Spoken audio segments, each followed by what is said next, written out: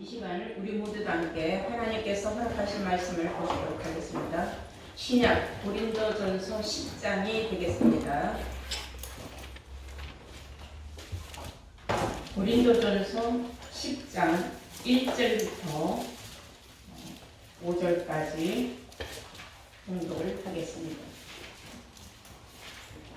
형제들아, 너희가 알지 못하기를 내가 원치 아니하노니 우리 조상들이 다 구름 아래 있고 바다 가운데로 지나며 모세에게 속하여 다 구름과 바다에서 세례를 받고 다 같은 신령한 식물을 먹으며 다 같은 신령한 음료를 마셨으니 그 반석은 곧 그리스도시라. 그러나 저희의 다수를 하나님이 기뻐하지 아니하신 고로 저희가 광야에서 멸망을 받았느니라. 아멘. 네, 이 시간에 하나님께서 허락하신 말씀은 고린도전서 10장 1절에서 5절의 말씀으로 제목은 세례와 구원이라는 제목으로 말씀을 증거하도록 하겠습니다. 고린도전서 10장 1절에서 5절의 말씀으로 제목은 세례와 구원이라는 제목으로 오늘 말씀을 증거하도록 하겠습니다. 우리가 잘 알 것 같으면서도 알지 못하고 또 모르는 것 같지만 또 알 수 있는 것이 또 하나님의 말씀입니다. 그래서 말씀을 들을 때는 여러분들이 오직 잡념을 다 버리고 오직 성경 가운데로 또 전하는 이 입술에서 나가는 모든 말씀을 여러분들이 집중하여 들으면은 말씀에 고리고리 껴지면서 깊은 깨우침이 있을 줄로 믿습니다. 오늘 본문을 보시면은 오묘한 말씀이 있어요. 고린도전서 10장 1절에 보시면 형제들아, 내가 너희가 알지 못하기를 내가 원치 아니하노니 그랬어요. 이것은 무슨 말이야? 너희는 이 말을 꼭 알아야 된다. 내가 이런 말을 하는 뜻을 너희들이 알기를 원한다. 이런 뜻이 되는 겁니다. 어떤 내용이냐? 우리 조상들이 그랬어요. 우리 조상들이 다 구름 아래 있고 바다 가운데로 지나며 모세에게 속하여 다 구름과 바다에서 세례를 받고 다 같은 신령한 식물을 먹으며 다 같은 신령한 음료를 마셨으니 이는 저희를 따르는 신령한 반석으로부터 마셨으며 그 반석은 곧 그리스도시라 그랬어요. 이 말씀의 뜻을 우리가 가만히 우리가 한번 깊이 생각을 해보면 이스라엘 민족들이 그 우때를 향하여 조상들이라고 하죠. 조상은 이미 죽었지만은 믿음의 조상들이죠. 그들이 출애굽할 때에 홍해바다를 거쳐 나가지 않았습니까?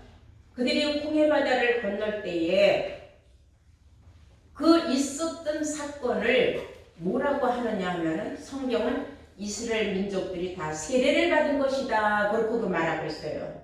구약에는 그들이 세례 받았다는 말이 없는데 지금 신약에 와서 사도 바울이 쓴 내용을 보면은 어떻게 세례를 받았는가 우리가 궁금할 수가 있어. 우리가 생각하는 단순한 세례 그런 뜻이 아니야. 이건 굉장히 아주 엄청난 큰 차원의 놀라운 말씀입니다. 그래서 너희들이 알지 못하기를 내가 원치 않는다. 너희들이 꼭 이 말을 알아들어 먹어야 되겠다 이런 뜻이에요. 우리 조상들이 다 그랬어요. 출애굽할 때 다 구름 아래에 있었고 구름 밑에 있었고 바다 가운데를 지나며 홍해 바다를 지나가며 그랬어요. 그때 모세가 인도하지 않았습니까?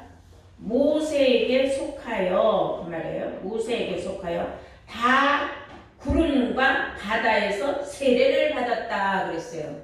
구름과 바다에서 세례를 받았다. 우리가 바다는 물이니까 바다에서 세례 받았다는 건 이해가 되는데 하늘에 떠 있는 구름에게서 세례를 받았다? 이게 우리가 좀 말씀이 이거 놓고 보자면 이해하기가 어려운 말씀이에요. 그러면 우리는 말씀의 뜻을 좀 알아야 될 줄로 믿습니다.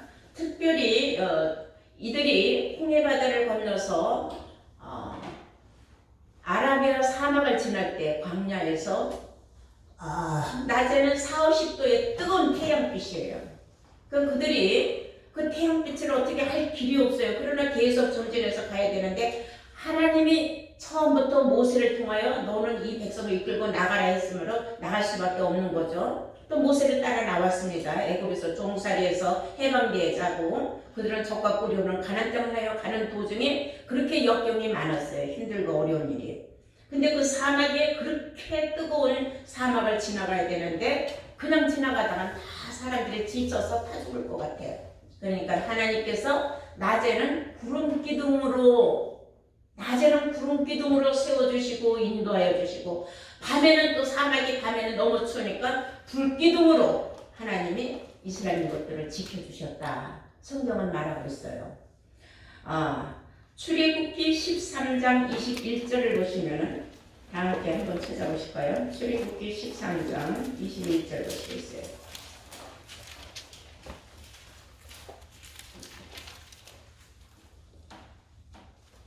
여호와께서 그들 앞에서 행하사 낮에는 구름 기둥으로 그들의 길을 인도하시고 밤에는 불 기둥으로 그들에게 비치사 주야로 진행하게 하시니 낮에는 구름 기둥 밤에는 불 기둥이 백성 앞에서 떠나가지 아니하였다. 백성 앞에서 떠나가지 아니하였다 하는 것은 백성을 버려두지 않았다는 거예요.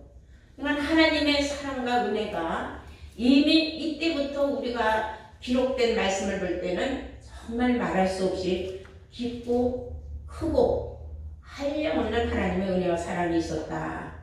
하나님께서 믿는 자들을 이렇게 지켜주신다는 뜻입니다. 그럼 우리가 구름이라는 것은 우리가 육신적으로 생각하는 저 하늘에 떠있는 저 구름은요, 공기권, 즉 대기권을 벗어나서는 구름이 없어요. 비행기를 타고 가다 보면요, 비행기 밑으로 다 구름들이 어마어마하게 있어요. 보면은 그런 걸 볼 때에 우리가 생각하는 저런 하늘에 떠있는 저런 구름은 아니라는 걸 우리가 알 수가 있는 것이 성경 욥기서 37장 12절을 보시면 이런 말씀이 있습니다. 다 함께 욥기서 37장 12절 보시면 하나님은 여호와 하나님께서는 구름이 인도하시는 대로 하나님께서는 구름이 인도하시는 대로 다니신다 그랬어요. 구름이 인도하시는 대로 두루 행하시나니 이는 무릇 그의 명하시는 것을 하나님이 명하시는 일을 세계상에 이루려 하십니다. 하나님의 명령이 세계상에 다 이루어지게 하기 위하여서 하나님께서는 지금 구름을 타고 하나님의 뜻을 이루고 계신다는 거예요. 그래서 여기서 말하는 구름을 탔다 하는 것은 구름이 인도를 하는 거예요. 하나님을. 그러면 우리가 하나님이 구름을 탔다는 말을 또 알아야 되겠죠. 하나님은 어떤 섭리를 이루기 위해서 하나님은 지금 구름이 인도하는 대로 간다는 거예요. 아니, 하나님이 인도하는 대로 구름이 따라가야 되는데 구름이 인도하는 대로 하나님이 따라가 다니면서 하나님의 온 세상에 하나님의 뜻을 이루려고 하신다. 놀라운 말씀입니다. 우리는 성경에서 하나님이 구름을 타고 오신다는 말은 들어본 적이 없어요. 예수님이 구름 타고 오신다는 말은 많이들 듣고 알고 있습니다. 그럼 하나님이 구름 타고 오신다는 말을 성경을 한번 볼까요? 이사야서 19장 1절을 보시도록 하겠습니다. 이사야서 19장 1절 보시겠어요? 찾으신 줄 믿고 제가 공독을 하겠습니다. 애굽에 관한 경고라 그랬어요. 애굽에 대한 경고라. 보라, 여호와께서 빠른 구름을 타고 그랬어요. 어떤 구름? 빠른 구름. 빠른. 느린 구름이 아니라 빠른 구름을 타고 애굽에 임하시리니 그랬어요.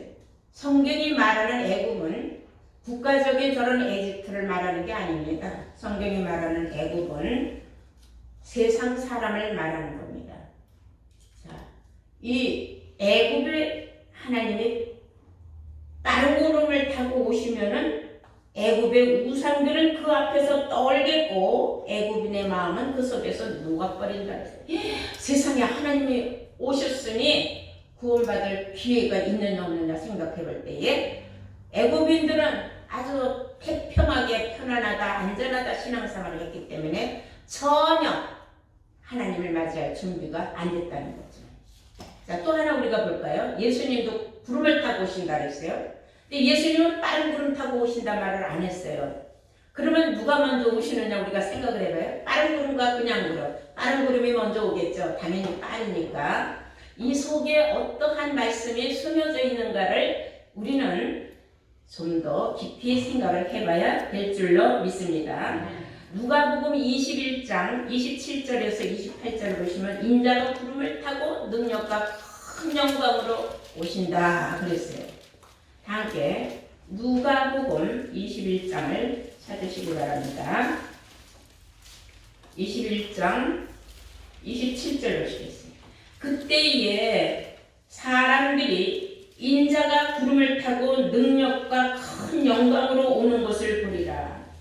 이런 일이 되기를 시작하거든 일어나 머리를 들라 너희 구속이 가까웠느니라. 이거 참 신비하고 오묘한 말씀이에요. 예수님이 구름을 타고 능력과 큰 영광으로 오시는 것을 볼 때에 너희는 일어나서 머리를 들라 너희 구속이 가까웠다. 그러면 지금까지 사람들은 다 일어나지 않았다는 거예요. 성경은 일어나 빛을 발하라 했는데 다 영적으로 잠들고 있는 거예요. 깨어 일어나질 않았어요. 그 성경은 머리를 들라 했어요. 머리 드는 건 하늘을 보라는 겁니다. 어떤 때 예수님이 구름 타고 오시는 것을 알 때예요. 그럼 우리가 세상에서 진짜 육신적인 구름을 타고 예수님이 오시면 밖에 나가서 맨날 날마다 하늘만 봐야 될 거 아닙니까? 구름은 셀 수 없이 많은 구름의 종류가 많아요. 그런데 어떤 구름에 예수님이 탔는 줄 알겠습니까? 그럼 우리 모두 일상생활 다 때려쳐버리고 밖에 나가서 구름만 받아보고 있어야 되는 그건 아니라는 거예요. 그래서 성경이 말하는 구름의 뜻은 무엇을 의미하느냐? 성경은 비유적이에요. 그래서 여러분들은 예수님이 비유가 아니면 도무지 말씀을 하지 아니하셨다 한 말씀을 머릿속에 생각을 해야 됩니다. 그러면 성경의 목자를 구름으로 비유했다는 말을 여러분들 알아야 돼요.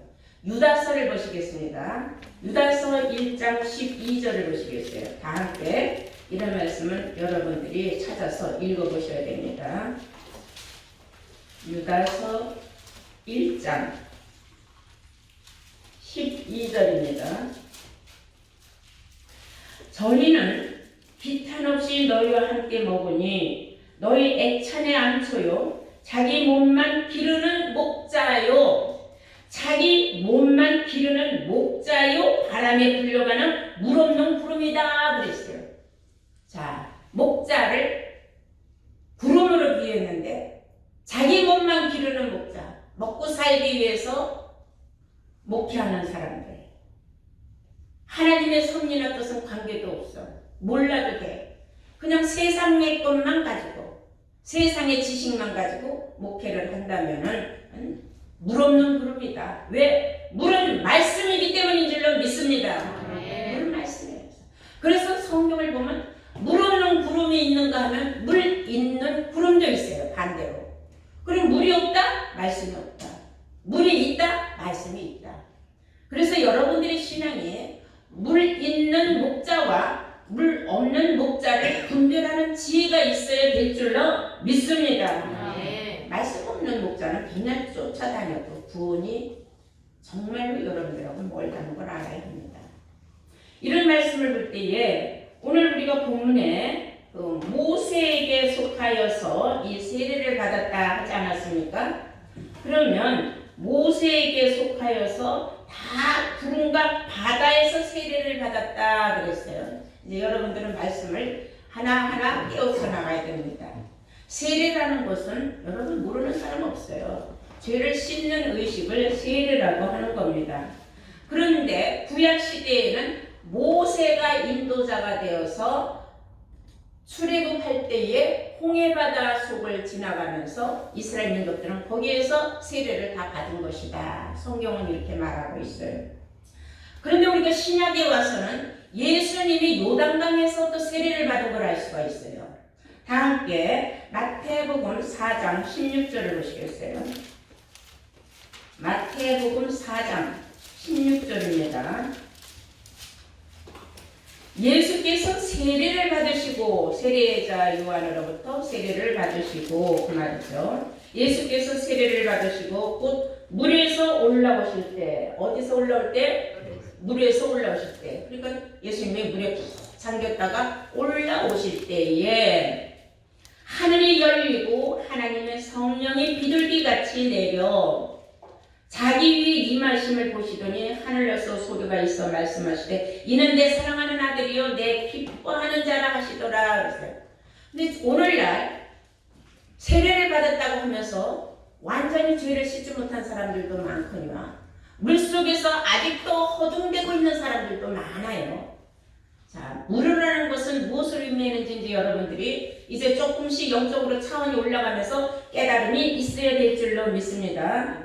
예수님께서 물속에서 올라오시고 나서야 올라오지 못했다면은 성령이 비둘기같이 내리지도 않았고 예수님을 하나님의 아들이라고 부를 일도 없었어요. 물속에서 올라오시니까 그때에 어떤 사건이 일어났어요? 성령이 비둘기같이 내리고 하늘에서는 저는 내 사랑하는 아들이라 하는 놀라운 메시지를 받게 된 줄로 믿습니다. 또한 모세도 그래요. 모세도 물속에서 건진 자예요. 그래서 모세라는 이름 자체는 물에서 건짐을 받았다라는 뜻이에요. 출애굽기 2장 1절에서 6절로 말씀을 한번 보시면은 이런 말씀이 있어요. 모세는 그 당시에 애굽 왕 바로가 그 이스라엘 민족들이 히브리인이라고 했어요. 그 사람들이 자식을 낳으면은 아들을 많이 낳았어요. 그러니까는 애굽 왕이 남자들이 낳으면 씨를 많이 붙이니까 안 되겠다 해서 남자를 낳으면 무조건 산파들 보고 죽이라 그랬어요. 그리고 딸이면 살려주라 그랬습니다. 그때에 모세의 이제 엄마죠. 그 히브리 여자인데 아이를 낳는데 애가 너무 잘생긴 거예요. 그리고 아들이 없고 그러니까 이제 숨어서 키우는데 애기는 이제 날짜가 지나가서 응하고 자꾸 우는 소리도 크게 나고 소문이 또 날 수도 있고 발각될 수도 있잖아요. 얼마나 불안하겠습니까? 그러자 정말로 모세를 보자기에다가 싸가지고 상자에다 넣었어요. 갈대 상자에다. 그래갖고 하수에다가 다시 말하면 강가에다 띄웠습니다. 띄어서 이제 물속에서 상자가 둥실둥실 떠가는 걸 보고 마침 그때에 애국 왕 바로 그의 딸이 목욕을 해러 나왔다가 보게 된 거예요. 그래서 시녀들 보고 가서 건져와라 해서 물속에서 건져왔어요. 상자 보니까 너무나 예쁜 아기가 남자아이가 있는 거예요. 그래서 그 공주는 자기 아들을 삼아서 모세를 데리고 궁전을 들어가서 살게 됐습니다. 그럼 물에서 건짐을 받았다. 물에서 세례받았다. 다 같은 내용과 의미가 있는 겁니다. 얼마나 그 모세는 하나님이 그를 택해서 생명의 길로 인도하기로 작정이 돼 있었기 때문에 그런 놀라운 역사가 있었어요. 왜냐하면 그 당시에는 히브리인들은 이스라엘 족속들은 나라를 이룬 서름으로 애굽 땅에서 다 종살이를 했는데 만약에 모세가 그 당시에 그냥 어떻게 운이 좋아서 만약에 그냥 살았다면은 종살이죠. 종이죠. 그러나 애굽 왕 바로의 딸의 그 건짐을 받아갖고 보살을 핌을 받고 양아들이 되어가지고 그는 궁전에서 아주 부족할 것이 없는 그런 삶을 살 수 있었던 거예요. 자, 이제 우리는 이제 무엇을 또 알아야 되느냐 하면 신령한 음료를 마셨다 그랬어요. 성경에. 오늘 본문을 보시면은 다 함께 고린도전서 10장 2절을 보시면은 모세에게 속하여 다 구름과 바다에서 세례를 받고 다 같은 신령한 식물을 먹으며 다 같은 음료를 마셨으니 다 같은 신령한 식물과 신령한 음료를 마셨다 그랬어요. 신령하다는 것은 신통하고 영묘하다 그런 뜻이에요. 우리가 상상할 수 없는 그런 신령한 음식이 있다는 겁니다. 이것은 육신적으로 먹는 음식이 아니에요. 하나님의 생명의 말씀을 상징한 것이라는 걸 알아야 돼요. 자, 살아있는 하나님의 말씀이 있어요. 죽은 말씀도 있어요. 살아있는 말씀은 여러분들 마음속에서 말씀이 살아 운동을 해야 돼요. 그 말씀이 자꾸 생각이 나고 그 말씀이 여러분들을 자꾸 변화를 시켜야 되는 거예요. 죽은 말씀은 듣고 뭘 들었는지 나중에 아무것도 생각이 안 나요. 그건 죽은 말씀입니다. 저는 여러분들 속에서 이 모든 말씀들이 날마다 살아 역사하기를 간절히 원합니다. 네. 우리가 한번 요한복음 6장 55절을 보시겠어요. 요한복음 6장 55절. 신령한 음료라는 게 무엇이겠습니까? 예수님이 말씀하신 바 내 살은 참된 양식이요 내 피는 참된 음료로다. 내 살은 참된 양식이요 내 피는 참된 음료다 그랬어요. 참되다. 요만큼도 가짜가 없다 이거예요. 아주 참이라는 건 진짜다 이거예요. 진리다 이거예요. 그러니까 예수님의 살과 피를 먹어야 우리는 영생을 한다고 성경은 말했습니다. 그리고 요한복음 7장 38절에 보면은 누구든지 나를 믿는 사람은 배에서 생수가 강같이 흘러나릴 것이다 그랬어요. 요한복음 7장 38절 보시면은 나를 믿는 자는 성경에 말한 것과 같이 그 배에서 생수의 강이 흘러나리라 하시니 이는 그를 믿는 자의 받을 성령을 가리켜 말씀하신 것이다. 그래서 성령을 받았다면은 배에서 생수가 강같이 나와야 된다 그랬어요. 우리 이 배에서 무슨 생수가 강같이 나오겠습니까? 이것은 우리가 입을 통하여 나오는 생명의 말씀을 의미하는 겁니다. 이게 성령을 받은 사람인데 불성령 받아가지고는 절대로 생수의 강이 나올 수가 없습니다. 진리의 성령을 받았을 때에 여러분들은 여러분들 배에서 진리의 생수가 강같이 쏟아 나올 수 있다는 것을 아시기 바랍니다. 모세는 자기가 또 하나님의 그 백성들, 자기가 인도에 나온 이스라엘 민족들이 툭하면 원망을 하고 툭하면 우리를 왜 끌고 나갔느냐, 차라리 애굽 땅에서 종살이가 낫다, 왜 우리를 끌고 와갖고 젖과 꿀이 흐르는 가나안 땅에 가기도 전에 우리가 죽었다, 너무 힘들어 죽겠다, 목말라 죽겠다, 배고파 죽겠다, 간절히 모세를 그렇게 원망을 했어요. 근데 마침 그때도 목이 엄청 말랐다는 그 백성들이 참을성이 없어갖고 모세를 또 막 원망하니까 모세는 하나님 앞에 기도를 했습니다. 하나님, 이 백성들이 이렇게 목이 말랐다고 난리치는데 어떻게 하면 좋습니까? 하나님께서 그 장소가 무리바였어요. 그 앞에 있는 네 반석을 네가 보지 않았느냐, 반석을 네가 지팡이를 쳐라, 그러면 물이 나올 것이다 그랬습니다. 근데 모세가 조금 승질이 났어요. 그 백성들이 참을성이 없이 난리를 치니까 어쨌든 모세는 반석을 2번을 쳤어요. 하나님은 몇 번 치란 말 안 했어요. 그냥 네가 쳐라 그랬어요. 물이 정말 어마어마하게 쏟아져 나왔어요. 반석을 쳐서 물이 나온 것으로 목말랐던 이스라엘 민족들은 목을 다 죽이고 짐승들도 다 죽였습니다. 근데 이 일을 다윗이 영감을 받아서 깨달은 게 뭐냐 하면 모세도 마음속으로 하나님을 원망했다는 걸 알았어요. 시편을 보실까요? 시편 106편입니다.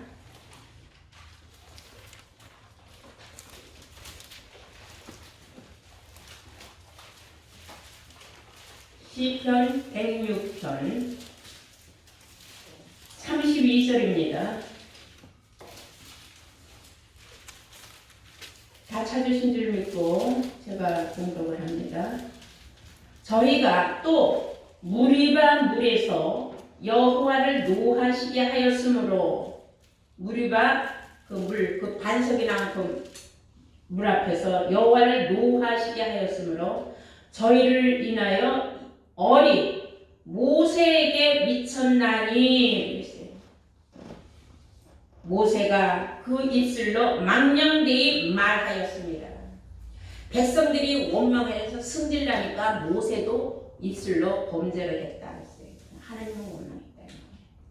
그로 인해 가지고 백성들이 받아야 할 거를 모세가 받게 된 거예요. 모세가 왜 눈이 흐리지도 않았는데 정말로 그는 120세 그가 죽어야 될 그런 적이는 아닌데 죽었잖아요. 벌이에요. 여러분, 여기서 우리가 깨달아야 할 것이 있습니다. 절대로 아무도 없다고 해서 하나님을 망령되게 부르고 하나님을 욕하고 원망하면 안 된다는 거예요. 하나님은 알게 모르게 항상 우리를 지켜주시고 우리를 위하여서 정말로 낮에는 구름기둥으로 밤에는 불기둥으로 우리를 편안하게 살 수 있도록 늘 지켜주시는 하나님인데 내 육신적으로 무엇이 잘 이루어지지 않는다고 해서 하나님을 원망한다면 하나님의 그 소리조차도 들으신다는 겁니다.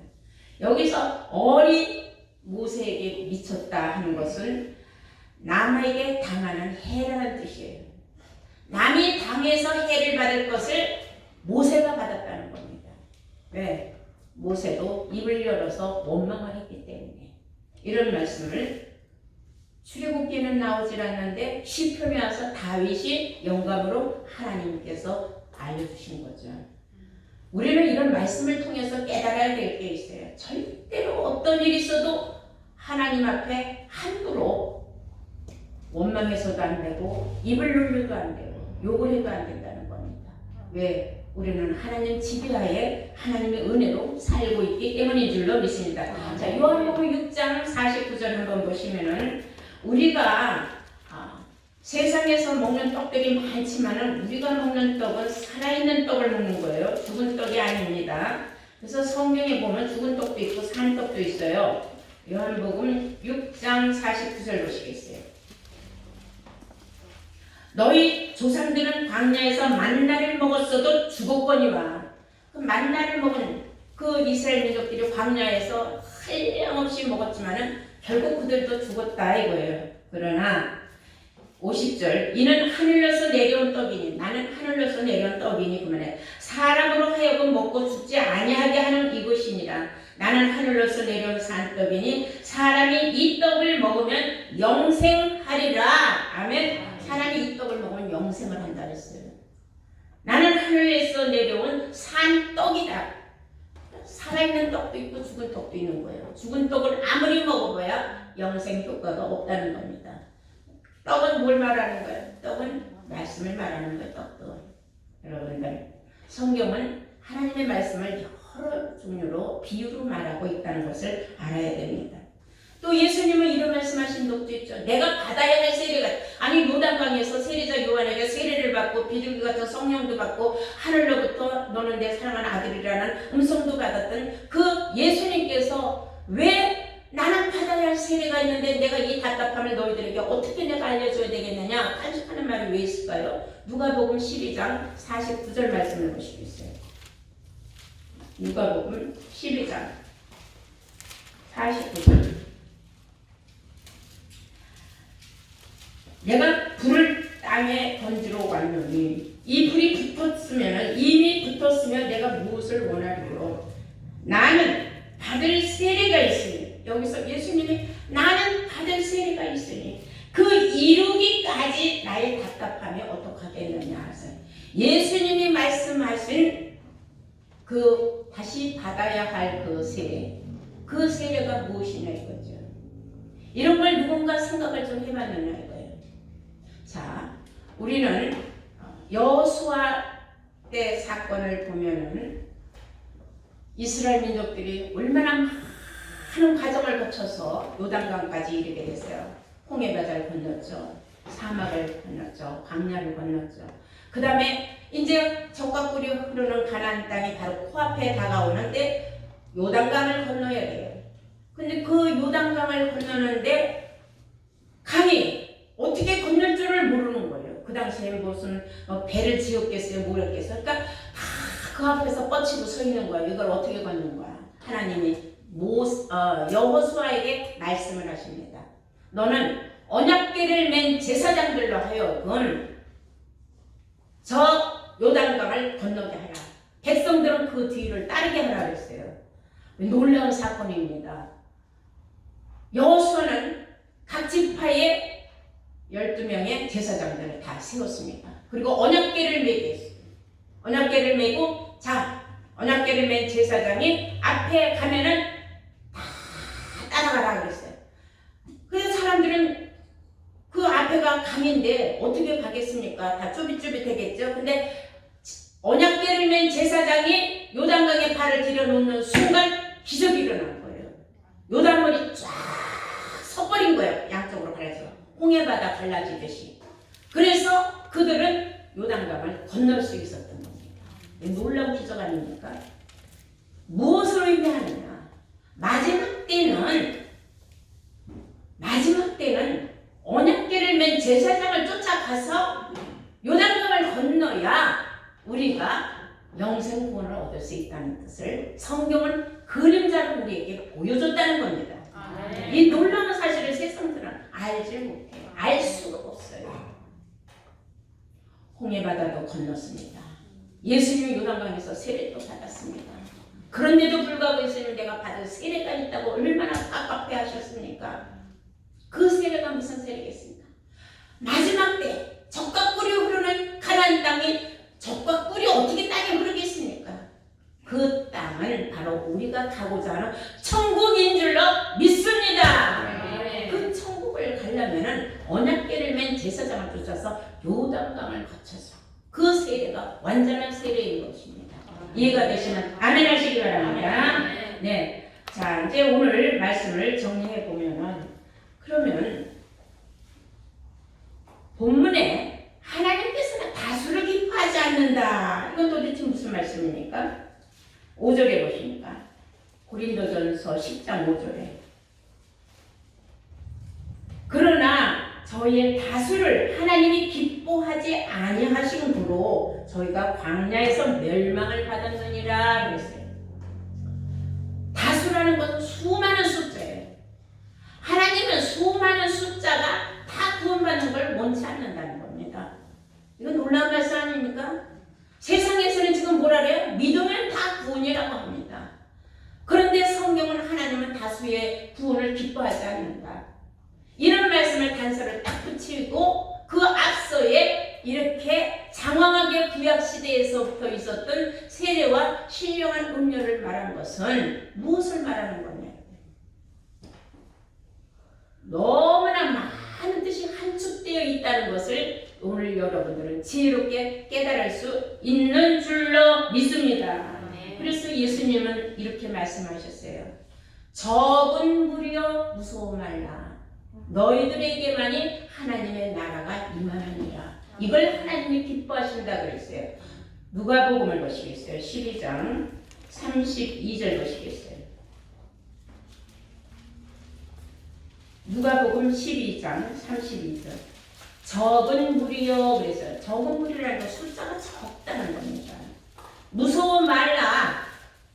너희 아버지께서 그 나라를 너희에게 주시기를 기뻐하시느니라. 아멘. 아버지께서 주시고자 하는 하나님의 나라를 상속받을 자는 숫자가 적다는 겁니다. 하나님이 다수의 구원을 기뻐하지 않냐고 적은 숫자, 적은 무리의 구원을 하나님이 나라를 유업으로 주시기를 기뻐하신다는 성경 말씀을 우리가 보시면서 오늘 여러분들이 들은 바 말씀을 잘 다시 한번 되새김질 하시면서 오늘 본문 말씀을 봉독하도록 하겠습니다. 다시 한번 형제들아, 고린도전서 10장 1절에 너희가 알지 못하기를 내가 원치 아니하노니 우리 조상들이 다 구름 아래 있고 바다 가운데로 지나며 모세에게 속하여 다 구름과 바다에서 세례를 받고 다 같은 신령한 식물을 먹으며 다 같은 신령한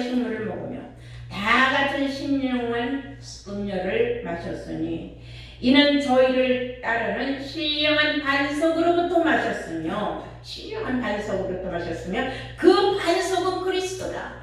그 무리와 반석에서 물이 솟았던 그 반석은 바로 예수라는 겁니다. 신약 구약 시대는 정말 그런 반석이 있었겠지만은 그것을 우리가 지금은 비유적으로 그림자적으로 보니까 예수를 말한 것이다. 그러면 예수를 쳐야 뭐가 나와요? 생명의 말씀이 나온다는 것입니다. 마지막 때는 신령한 집을 세울 것, 산도를 같이 너희도 신령한 집을 세워서 신령한 제사장들이 되어야 된다는 말씀이세요. 자, 마지막 한 절만 더 보시겠어요? 베드로전서 2장을 보시겠습니다.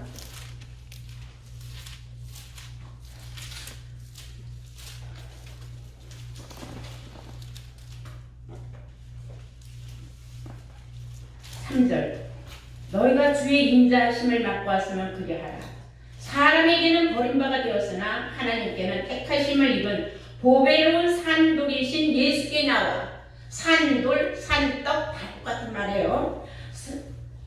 산돌이신 예수께 나와. 산돌, 살아있는 돌. 너희도 산돌같이 살아있는 돌이 되어서 신령한 집으로 세워지고 예수 그리스도로 말미암아 하나님이 기쁘게 받으실 신령한 제사를 드릴 거룩한 제사장이 될지니라. 아멘. 네.